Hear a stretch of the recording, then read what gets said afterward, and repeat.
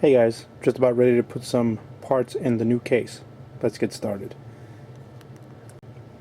There were a few things that I didn't need to order for this build, and these are two of them. This is a 750 gig Seagate Barracuda drive. This is going to be our storage drive. And this is a DVD RW, and of course this will be our optical drive. I pulled these out of my wife's old computer, and they were working well there, and they're going to work fine with this build. For the boot drive, I picked up a 60 gig solid state drive from OCZ.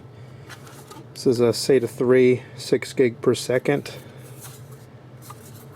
It's really nothing to that. Then included with it is a sticker that my SSD is faster than your HDD, but I'll never use that. And installation guide. No hardware or screws were included with this thing, but that's okay because I've got what I need in the case.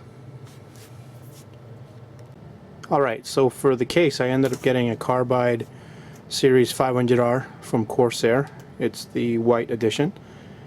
Let me get this out of the box and let me show you what it looks like. Okay, so there's already a bunch of videos on YouTube that are really good overviews and reviews of this case. So I'll link them so you can check those out there so you can get a really good idea of what this case is all about. And as I'm putting the PC together, I'll try and point out the things that I really liked about this case. One of the reasons why I ended up picking this particular case is because I had such a good experience using what I would call the big brother to this case, the Corsair 600T. And it was such a easy process to use that case, and the build quality was so good that I decided I wanted to get another Corsair case for my wife's PC. I should point out, price-wise, after rebate, this thing ends up being less than $100.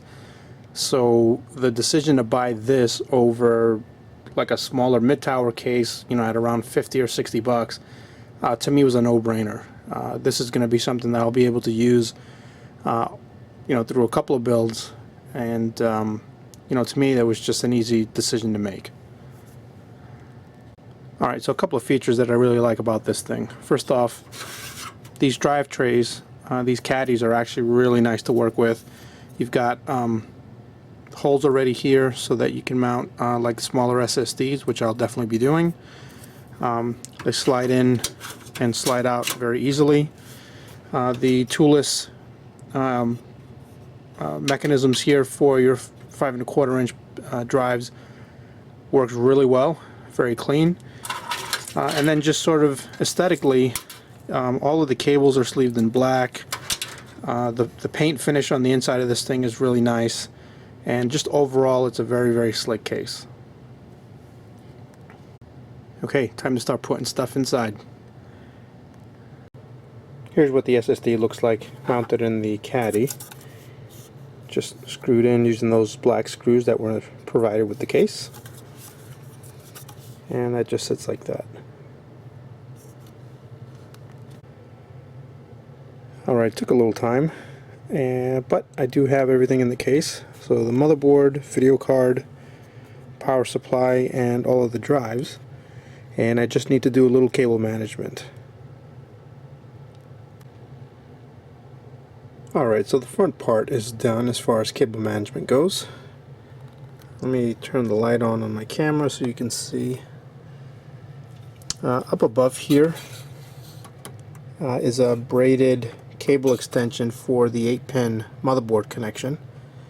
And I'll show you what that looks like when we turn the case around.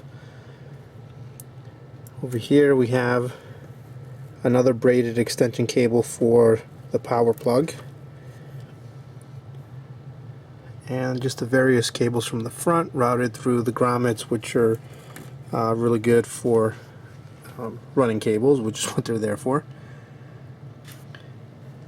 One thing these power cables for the video card weren't long enough to be routed through the cable, through the grommet and then back around. So they're just going to hang out here, and for now that's okay. I might consider getting some extension cables so that I can run them, you know, through the bottom and then around, so it's a little bit cleaner, but I think for now that'll be okay.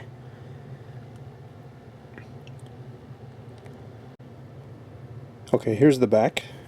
A few things to point out. I had to get extension cables for the motherboard power because these cables unfortunately were just a little short to be able to make it from down here all the way up and route it to where they needed to go. So I got some extension cables to make that work, and I tried to organize this as neat as possible, but because this is going to be behind the back panel, none of this is going to be seen, but I tried to tie these up a little bit better and tried to get them as flat as possible so that the back case can fit. And I think it came out okay. Okay, so here's the back panel, and you can see that there's a raised portion here, which is actually really nice because you can hide the cables back there. The screws are made so that they won't pop out of the case, so you won't lose them, which is nice. So if I lift this out, you see you've got the cables there, and then this just fits in really nicely, and then you can close that and we're all set. Here's the other side with the other side panel. There's a mesh screen here, and you can kind of make out a 200mm fan, and then this sort of folds out the same way as the other one does.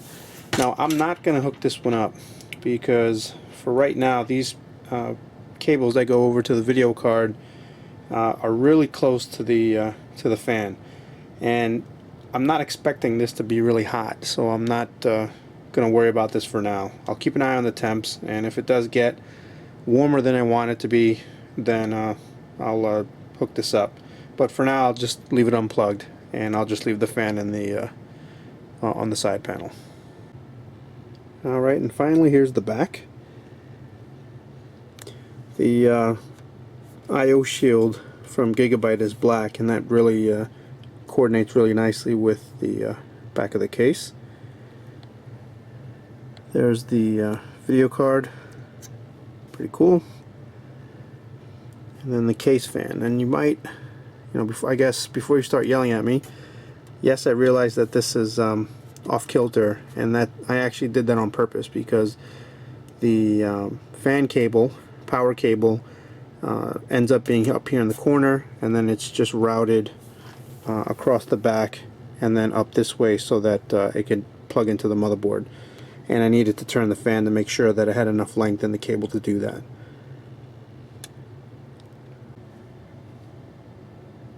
Okay, so that does it for this part. Thanks for watching. See you next time.